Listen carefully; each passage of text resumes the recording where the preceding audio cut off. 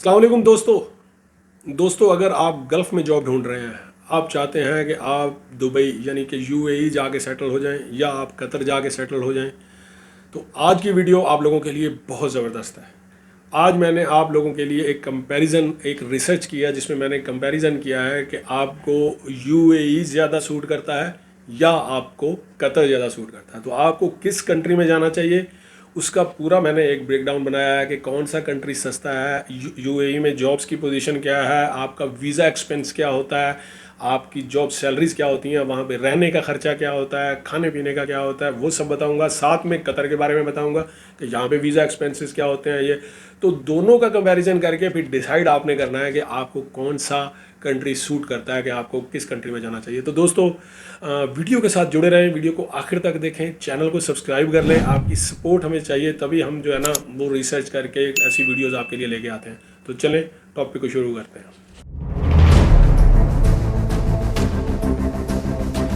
तो दोस्तों सबसे पहले हम कंपैरिजन करते हैं वीज़ा एक्सपेंसेस का, कि कतर में एम्प्लॉयमेंट वीज़ा का ख़र्चा क्या होता है, क्या फ़ीसेस हैं, और यूएई में एम्प्लॉयमेंट वीज़ा का ख़र्चा क्या होता है, क्या फ़ीसेस हैं।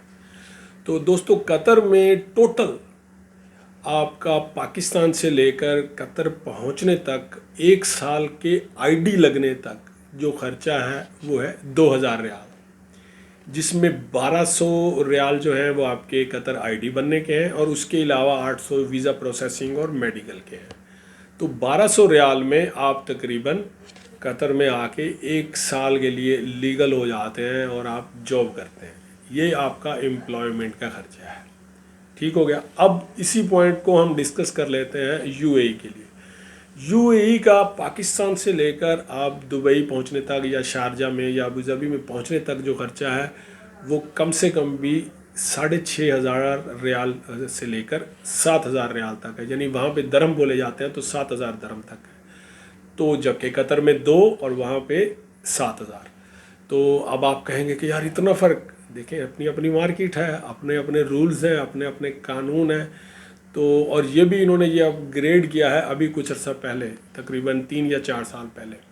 तो 7000 का वीज़ा एक्सपेंस है। अब ये वीज़ा एक्सपेंस देना किसको होता है? असूली तौर पे जो कंपनीज आपको बुलाती हैं उन्होंने ये पैसे देने होते हैं, असूल तो यही है। पर लोग क्या होते हैं कि लोग जॉबलेस होते हैं, कंपनीज उनको वीज़ा एक्सपेंस जो है ना वो चार्ज करती हैं तो वो लोग देते हैं, इवन कि लोग ज़्यादा भी पैसे देते हैं। वो एक सेपरेट इशू है, उसकी बात नहीं हो रही। मैं आपको बता रहा हूँ कि जो लीगल फीसेस हैं जो कि गवर्नमेंट को देनी है, चाहे वो आप दें चाहे आपकी कंपनी दे, ठीक है। तो वो 7000 का खर्चा यूएई में है जबकि 2000 का कतर में है। ये हो गया। अब आते हैं नेक्स्ट पॉइंट पे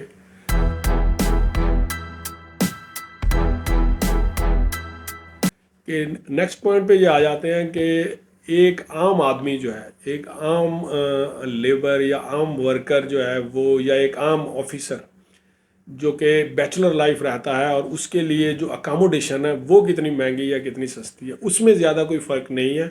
दोनों कंट्रीज़ में आप अगर अकेले हैं, बैचलर हैं, तो अगर आप बेड स्पेस लेना चाहेंगे तो आपको 500 से 600 रियाल या 700 रियाल के दरमियान आपको बेड स्पेस मिल जाएगी। ये मैं अच्छी वाली बात कर रहा हूँ। जो बहुत ही लो स्टैंडर्ड की हैं जिसमें 12-12 लोग एक कमरे में घुसे हुए हैं और बहुत सत्यानाश है, तो उसकी मैं कंसीडर नहीं कर रहा हूँ। जो थोड़ी सी बेहतर है मैं उसको कंसीडर कर रहा हूँ। इससे ऊपर अगर आप अपना अफोर्ड करते हैं तो इससे ऊपर भी जा सकते हैं, वरना नॉर्मली जो है ना आप 500, 600 या 700 रियाल की रेंज में, 500 से 700 रियाल की रेंज में इस खर्चे को भी आप काउंट कर लें। ये दोनों कंट्री का तकरीबन एक जैसा ही है। अब हम बात कर लेते हैं कि खाने पीने का खर्चा क्या है, वो भी तकरीबन एक जैसा है। और दुबई में ये है कि क्योंकि जब से टैक्स इन्होंने लागू किया है तो थोड़ा सा एक्सपेंसिव हो गया, जबकि कतर इस हवाले से सस्ता है। तो अगर आप नॉर्मली एक्सपेंसेस देखें तो कतर में आप 250 रियाल में या 300 रियाल में मंथली आपका फूड एक्सपेंसेस हो जाता है, जबकि अगर आप दुबई में हैं तो यही खर्चा आपका 400 रियाल तक चले जाता है। तो 101 रियाल का डिफरेंस आ जाता है। बाकी इंटरनेट का खर्चा, फ़ोन का खर्चा दोनों कंट्रीज़ का ऑलमोस्ट सेम है। 10-15 रियाल का कोई फ़र्क होगा तो होगा, इससे ज़्यादा का फ़र्क नहीं है। यानी कि अगर कतर में आपका मंथली खर्चा इंटरनेट का और कॉलिंग का अगर आपका 100 रियाल आ रहा है तो दुबई में आपका 120 रियाल आ रहा होगा या 115 रियाल आ रहा होगा, ठीक है। तो वो इस तरह करके चीज़ें हैं। तो अब हम नेक्स्ट पॉइंट पे बात कर लेते हैं कि फैमिली अकामोडेशन। फैमिली अकामोडेशन जो है वो कतर में, जहाँ तक मैंने एनालाइज किया है, कतर में थोड़ा सा महंगा है, जबकि यूएई में थोड़ा सा सस्ता है। डिपेंड करता है एरियाज़ पे कि आप एरिया कौन सा सिलेक्ट कर रहे हैं। मैं आम एरिया की बात कर रहा हूँ, नॉर्मल इन द सिटी, यानी कि अगर आप स्टूडियो फ्लैट यहाँ पे लेने जाएं तो यानी कतर में, तो आपको कम से कम भी 2,500 से कम का स्टूडियो फ्लैट नहीं मिलेगा। ठीक है, लेकिन यही आप वहाँ पे लेने जाएंगे तो वहाँ भी आपको 2,000 के करीब, 2,200 के करीब आपको स्टूडियो फ्लैट मिल जाएगा। मगर वहाँ पे जब आप 2 बेडरूम हॉल लेने जाएंगे तो उनके और इसके प्राइस का कम से कम भी 1,000 रियाल का डिफरेंस है। वहाँ पे प्राइस सस्ता होगा, यहाँ पे थोड़ा सा महंगा होगा।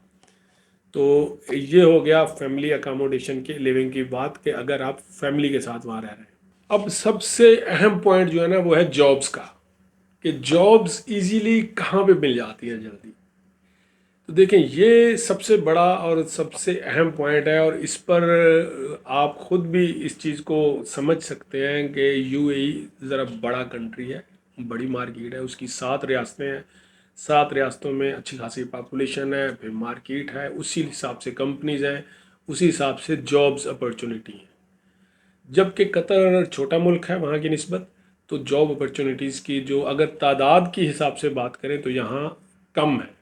यानी कि अगर वहाँ पे आपको 100 जॉब्स निकल रही हैं तो यहाँ पे उसके मुकाबले में 25 जॉब निकल रही होंगी। ये एक मैं एवरेज बता रहा हूँ। मगर वहाँ पे 100 जॉब्स को अप्लाई करने के लिए अगर वहाँ पे 1,000 बंदा है, तो यहाँ पे 25 जॉब को अप्लाई करने के लिए 100 या 150 बंदा होगा। तो ये भी एक डिफरेंस है, क्योंकि पॉपुलेशन यहाँ कम है, छोटा कंट्री है। तो अगर आपको बड़ी मार्केट में बड़ी अपॉर्चुनिटीज़ चाहिए या ज़्यादा जॉब की अपॉर्चुनिटीज़ चाहिए तो दुबई जो है, यूएई, वो बेस्ट ऑप्शन है। लेकिन अगर आप हाईली स्किलफुल हैं और आपको लगता है कि आपका टैलेंट ऐसा है कि मैं कतर में भी जॉब ढूंढ लूँगा, तो कतर भी आपके लिए बेस्ट है। अब आ जाते हैं एक अगले अहम पॉइंट की तरफ, वो ये है कि सैलरीज कहाँ पे ज़्यादा है। तो दोस्तों, जो स्किलफुल लोग हैं, जिनके पास कोई ना कोई एक्सपीरियंस है, कोई इंजीनियर्स हैं, कोई प्लम्बर हैं, इलेक्ट्रीशियन है, ये जो टेक्निकल लोग हैं या आईटी में हैं, तो मैंने जो रिसर्च किया उस हिसाब से कतर में सैलरीज अच्छी हैं उनकी बनिस्बत यूएई के, दुबई के। क्योंकि दुबई या यूएई एक बड़ी मार्केट है, उसमें मैन पावर आसानी से मिल जाती है, बहुत सारे लोग होते हैं, और इसलिए वहाँ पे सैलरीज की रेशो जो है वो थोड़ी कम है कतर की निस्बत। कतर बेहतर सैलरीज देता है यूएई की निस्बत। अब आखिर में मैं आपको 2 चीज़ें बताऊंगा जो आपने जॉब अप्लाई करते वक्त, वहाँ पे जाते वक्त, उन 2 चीज़ों का ख़ास तौर पे ख्याल रखना है। सबसे पहले तो आपने इस चीज़ को सामने रखना है कि एयर टिकट्स जो आप बनाते हो वो आपको कौन सी जो है ना कंट्री के लिए सस्ता होता है और कौन सी कंट्री के लिए महंगा होता है। एयर टिकट में कतर से मोस्टली 2 ऑप्शंस हैं पाकिस्तान के लिए। एक है कतर एयरवेज और दूसरी है पीआईए, जो डायरेक्ट फ़्लाइट रिक्रूट करती है। ठीक है, जो कि मुल्तान, कराची, लाहौर, इस्लामाबाद, ये डायरेक्ट फ़्लाइट होती हैं। पीआईए की सिर्फ लाहौर और इस्लामाबाद की डायरेक्ट फ़्लाइट है। तो इसके अलावा जितनी भी फ़्लाइट हैं वो वाया दुबई हैं, तो वो काफ़ी टाइम लग जाता है। तो ये पीआईए की सर्विस बेहतरीन है, सस्ती है। आप एक नॉर्मल 1,000-1,200 की जो रियाल की रेंज में टिकट लेके पाकिस्तान आ जा सकते हैं। कतर एयरवेज थोड़ी सी महंगी है, मगर डायरेक्ट फ़्लाइट है, बेहतरीन सर्विस है। लेकिन ये कंपैरिजन अगर हम यूएई से करेंगे तो यूएई में काफ़ी सारे आपको लो कॉस्ट कैरियर जैसे फ्लाई दुबई और एयर अरेबिया मिल जाती हैं, वो आपको सस्ते दामों में पाकिस्तान ले जा सकती हैं और लेके आ सकती हैं। वो वहाँ पे ये ऑप्शन है। फिर एमरेट्स है, इसके अलावा इत्तेहाद है। तो वहाँ पे क्योंकि बड़ा कंट्री है तो वहाँ पे ऑप्शन ज़्यादा है और टिकट्स के रेट भी, एयर फेयर भी वहाँ पे सस्ते होते हैं। और सबसे आखिर में मैं ये आपको बताना चाहूँगा कि जब भी आप जॉब अप्लाई करें और आपको कोई भी ऑफर लेटर आता है तो उसमें इस चीज़ को ज़रूर पढ़ा करें, क्या वीज़ा एक्सपेंसेस आपके ज़िम्मे होंगे या कंपनी खुद पे कर रही है, ताकि आपको मुस्तकबिल में जाके ऐसे मसलों को फेस ना करना पड़े कि बाद में आप कह रहे हैं कि जी ये वीज़ा एक्सपेंसेस तो ये ऐसे लिखा था और मैंने ऐसे कर दिया। फिर बहुत सारे मसले होते हैं और फिर आप लेबर कोर्ट जाना और ये सब करना, वो बहुत लंबे झमेले हो जाते हैं। तो ये सारा कंपैरिजन था, और उम्मीद करता हूँ कि आज की वीडियो आपको बहुत पसंद आई होगी।